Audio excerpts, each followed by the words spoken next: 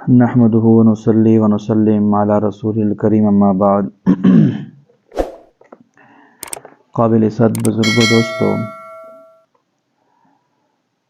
جس طرح کہ آپ حضرات کے علم کے اندر ہے، رمضان کا مبارک مہینہ چل رہا ہے۔ اس کی نسبت سے کچھ مسائل پہ بات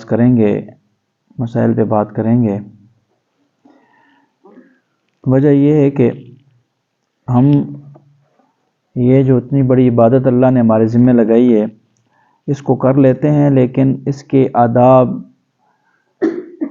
اس کی مسائل، ان کا علم کم ہوتا ہے۔ لہذا ان چیزوں کو سامنے رکھ کر اگر یہ عبادت، یہ عمل کیا جائے تو اللہ رب العزت اس کو زیادہ قبول فرما لیتے ہیں۔ جس طرح کہ اللہ رب العزت نے فرمایا کہ اس ماہ کے اندر، مقدس مہینے کی برکت سے آپ اگر نفل پڑھیں گے تو اس کا اجر میں فرضوں کے برابر دوں گا، اور اگر آپ فرض پڑھیں گے تو میں ان کو بڑھا چڑھا کے 70 ما یلیق بشانی، جتنا اللہ چاہے اتنا کیا کر دے گا، زیادہ دے گا۔ پھر ان چیزوں کے اندر ہمیں یہ بات اپنے علم کے اندر لانی چاہیے کہ جو عبادت، جو عمل اتنا بڑھ چڑھ کے اللہ تعالیٰ فرما رہے ہیں، اس کے اندر طاقت، اس کے اندر اخلاص، اس کے آداب، ان ساری چیزوں کا بھی ہمیں علم ہونا چاہیے۔ اب روزہ رکھ کے انسان نماز نہ پڑھے تو اس روزے کا کیا فائدہ ہے؟ انسان روزہ رکھ کے پورا دن گالی گلوچ کرتا رہے، اس روزے کا کیا فائدہ ہے؟ پورا دن بندہ لڑتا رہے، اس روزے کا کیا فائدہ ہے؟ پورا دن غیبت، کینہ، حسد، بغض پالتا رہے اور کرتا رہے تو اس روزے کا کیا فائدہ ہے؟ تو روزہ اللہ کا ہے اور اس کا اجر و ثواب بھی اللہ ہی نے دینا ہے، تو لہٰذا اس کو، ان ساری چیزوں کو مد نظر رکھنا ہے کہ جو ہم عمل، عبادت کر رہے ہیں، اس کے اندر اخلاص والی طاقت موجود ہے کہ نہیں، آداب والی اس کے اندر طاقت موجود ہے کہ نہیں موجود، تو ان ساری چیزوں کا بھی خیال رکھنا ہے۔ فرمایا کہ جب انسان روزہ رکھتا ہے تو ان کے مسائل سے آگاہی بھی ضروری ہے۔ جس طرح کہ انسان روزہ رکھ کے، مجبوریاں انسان کے ساتھ لگی ہوئی ہیں، کبھی انسان بیمار ہو جاتا ہے، اس کے اندر مختلف قسم کے پہلو سامنے آتے ہیں، تو ان چیزوں کو بھی یاد رکھنا چاہیے، اپنے علم کے اندر لانا چاہیے، یا علماء سے رابطے میں رہ کر ہر بات کو پوچھنی چاہیے کہ جو میں کام کرنے لگا ہوں، اس سے کچھ روزے کے اندر کمی بیشی تو نہیں آئے گی، یا اس روزے کو نقصان تو نہیں پہنچے گا۔ تو ان باتوں کو پوچھنے سے انسان کا قد جو ہے نا وہ کم نہیں ہوتا بلکہ بڑھتا ہے۔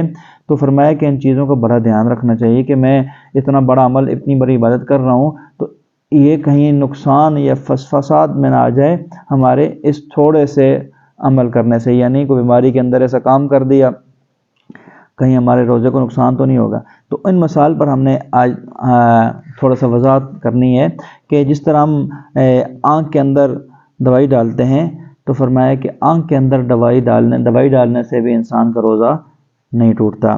اسی طرح سرما لگانے سے روزہ نہیں ٹوٹتا۔ اسی طرح اللہ آپ کا بھلا کرے، کان کے اندر دوائی ڈالنے سے بھی روزہ نہیں ٹوٹتا۔ مسائل ہیں جن سے روزہ نہیں ٹوٹتا۔ ہاں، البتہ کان کے اندر دوائی ڈال دی، آگے سے پردہ پھٹا ہوا تھا جو سیدھا انسان کے معدے میں چلا گیا، پیٹ میں چلا گیا، تو پھر خطرہ ہے روزے کے فاسد ہونے کا۔ اگر کان ٹھیک ہیں، صرف کسی بیماری کی وجہ سے انسان دوائی ڈالتا ہے تو اس کی کوئی حرج نہیں۔ اسی طرح منجن، ٹوتھ پیسٹ کرتے ہیں نا دانتوں کو صاف کرنے کے لیے، تو اس سے بھی روزہ نہیں ٹوٹتا، لیکن کوئی بامر مجبوری ہو تو انسان یہ عمل کر لے، ورنہ تو بچنا ہی چاہیے۔ کراہیت حت الوسوس کے اندر آ جاتی، تو لہٰذا اس سے تھوڑی احتیاط کرنی چاہیے۔ لپسٹک لگانے سے بھی وہ روزہ نہیں ٹوٹتا۔ اسی طرح انجیکشن لگانے سے، چاہے وہ گوشت کے اندر ہو یا اور کس کے اندر ہو، رگ کے اندر ہو، ان دونوں صورتوں میں روزہ نہیں ٹوٹتا ہے۔ کبھی ڈرپ لگانے سے روزہ نہیں ٹوٹتا۔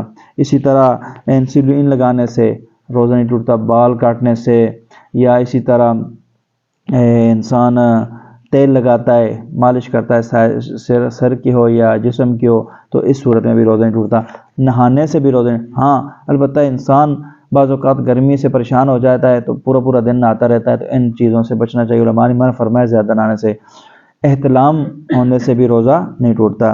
اسی طرح اپنا ناک سے خون کا بہنا یا منہ سے خون کا بہنا، ان سے بھی روزہ نہیں ٹوٹتا۔ ہاں خود بخود کے آ جائے تو اس سے بھی روزہ نہیں ٹوٹتا۔ ہاں البتہ کہ اتنی آئے کہ انسان کا منہ بھر جائے، بھر کے آئے تو اس سے روزہ ٹوٹ جاتا ہے، لیکن ہلکی پھلکی جو تھوڑی بہت انسان کو آتی رہتی ہے اوکے شوکے تو اس سے بھی روزہ نہیں ٹوٹتا۔ خون دینے سے بھی روزہ نہیں ٹوٹتا، ٹھیک ہے جی۔ آگے جو حجامہ کراتے ہیں لوگ، حجامہ کرانے سے بھی روزہ نہیں ٹوٹتا۔ اسی طرح خون ٹیسٹ کرانے سے بھی روزہ نہیں ٹوٹتا۔ ان ساری باتوں کو ذہن میں رکھیں یا یاد رکھیں یا لکھ لیں۔ اسی طرح پرفیوم یا عطر لگانے سے بھی روزہ نہیں ٹوٹتا۔ ہاں جن چیزوں سے روزہ ٹوٹتا ہے ان کو بھی اپنے ذہن میں رکھ لیں، جس طرح کہ ناک میں دوا ڈالنا، کیونکہ ناک سیدھا دوا کہاں جاتی ہے جی؟ معدے میں جاتی ہے، تو ان چیزوں سے بچنا چاہیے کہ ناک کے اندر دوا نہیں ڈالنی چاہیے، سیدھا انسان کے معدے میں جاتا ہے۔ نسوار ہو گئی، حقہ ہو گیا، سگریٹ نوشی ہو گئی، یہ چیزیں جو ہے نا روزے کو فاسد کر دیتی ہیں۔ ان ساری چیزوں سے بھی کیا کرنا ہے جی؟ بچنا چاہیے۔